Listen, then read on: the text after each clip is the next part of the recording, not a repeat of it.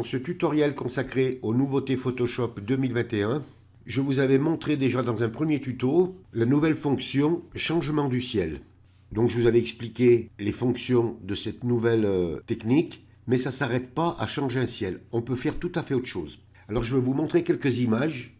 Ici, au lieu de mettre un ciel, eh bien, j'ai mis le Colisée de Rome. Vous voyez, on peut faire une superposition d'images assez facilement. Vous voyez, regardez ici, là pareil, mon image d'avant et mon image d'après. J'ai fait une superposition de deux images assez facilement et assez rapidement. On peut aussi, vous voyez, mettre comme ici là, un visage. Et on peut y donner la transparence qu'on veut.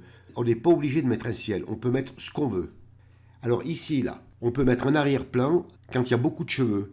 Alors vous voyez, ici, il fallait détourer, là. Bon, c'est pas que les techniques de détourage manquent dans Photoshop, hein. On peut le faire avec la plage des couleurs, on peut le faire avec la gomme d'arrière-plan, on peut le faire avec les couches, c'est pas un problème. Mais ici, en un clic, on change l'arrière-plan sans aucun détourage.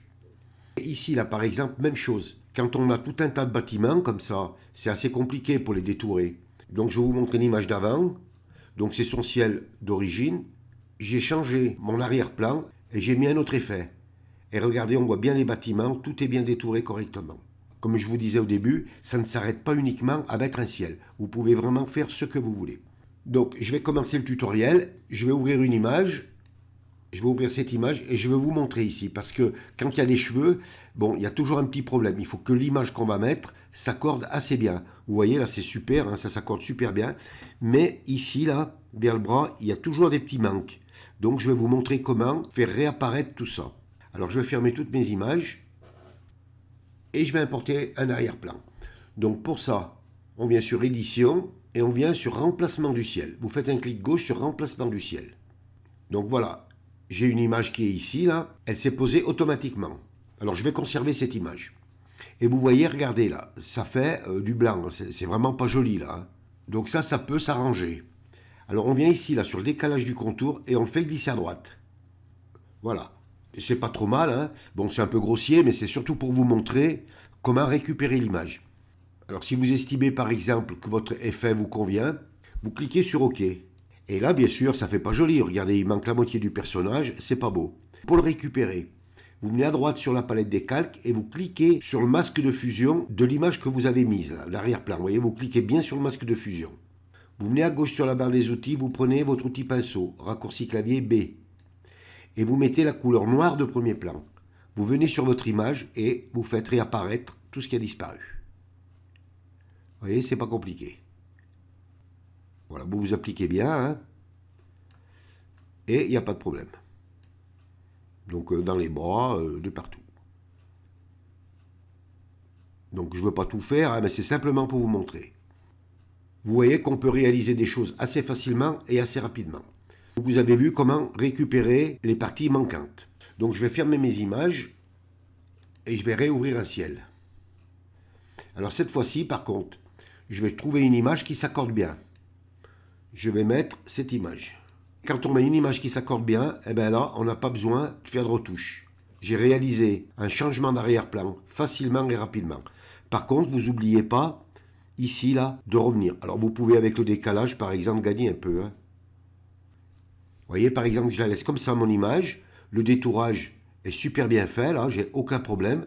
Bon, il suffira simplement de faire réapparaître les petites parties manquantes et vous aurez réussi un changement d'arrière-plan facilement et rapidement. Vous voyez, c'est pas compliqué. Et quand vous avez terminé, vous cliquez sur OK. Donc vous voyez, quand il y a des cheveux, le problème du détourage ne se posera plus. Donc je vais passer à une autre image. Je vais prendre cette image-là et je vais vous montrer comment importer un visage. Donc je vais fermer mes images. Donc vous ouvrez votre image, hein, une image quelconque. Hein. Donc vous venez sur Édition, Remplacement du ciel. Donc ça va remplacer le ciel automatiquement. Voilà. Alors, vous pensez bien hein, à activer la case aperçue, hein, parce que si la case est décochée, vous ne voyez pas le ciel. Hein. Donc, vous cliquez bien là. Vous venez là sur le petit astérix et vous cliquez pour ouvrir votre chutier, là où il y a toutes vos photos. Vous cliquez sur l'image que vous voulez importer. Vous n'oubliez pas de cliquer sur la petite croix là, pour pouvoir déplacer votre image. Vous venez dans votre image et vous la faites glisser. Et vous la positionnez. Alors, faites attention, ici là, hein, de bien la mettre correctement, votre image.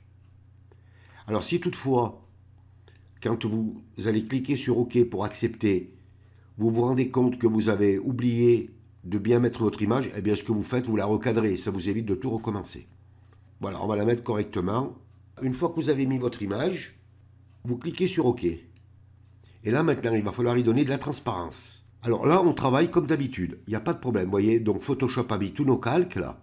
On vient sur le calque de l'image et vous cliquez pour l'activer. Et vous changez son mode de fusion. Alors pour ça, vous venez sur Normal, vous cliquez et vous mettez sur Produit. On a fusionné les images facilement et rapidement, sans se prendre la tête. Alors ensuite, si vous voulez donner un peu plus de transparence à votre image, on peut utiliser la comparaison sur gris. Alors pour ça, il faut ouvrir style de calque. Donc vous venez sur votre calque là, et vous faites un double clic sur l'arrière du calque. Ça vous ouvre style de calque.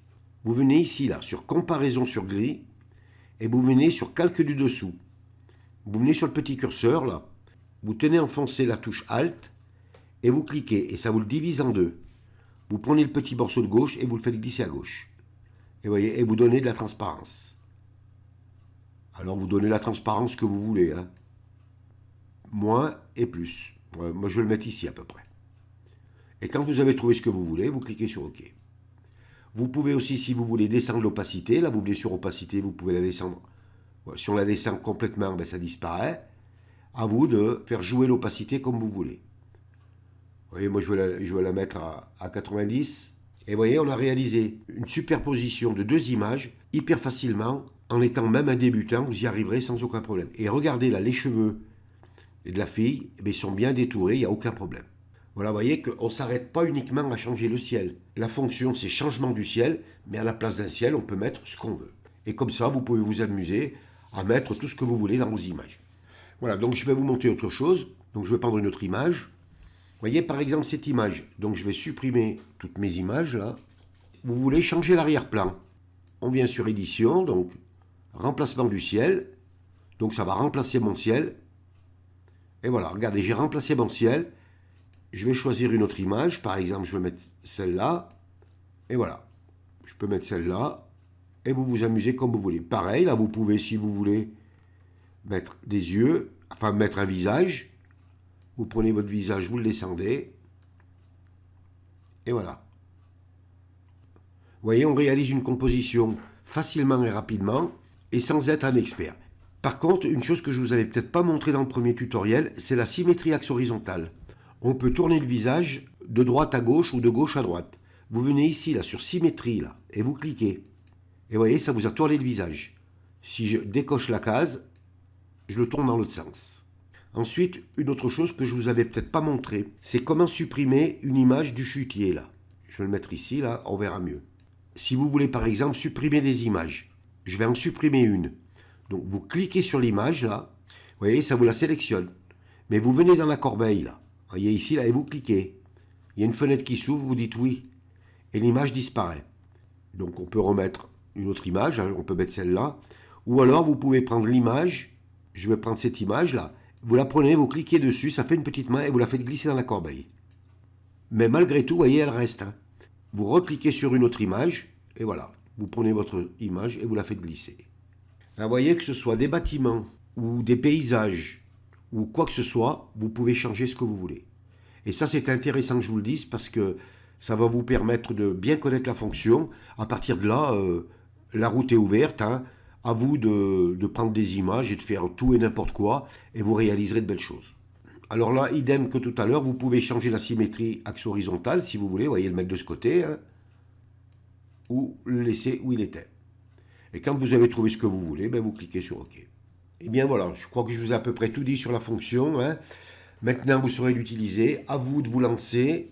Soyez créatifs, n'hésitez pas, faites tout et rien. De toute façon, si ce que vous faites, ça ne vous convient pas, eh ben vous supprimez les calques, vous supprimez, vous recommencez. Et vous découvrirez peut-être même vous-même d'autres choses. Et bien voilà, ce tutoriel est terminé. Si vous avez aimé, vous cliquez sur j'aime. Abonnez-vous à ma chaîne, ça me fera plaisir. Merci et à bientôt pour un nouveau tuto.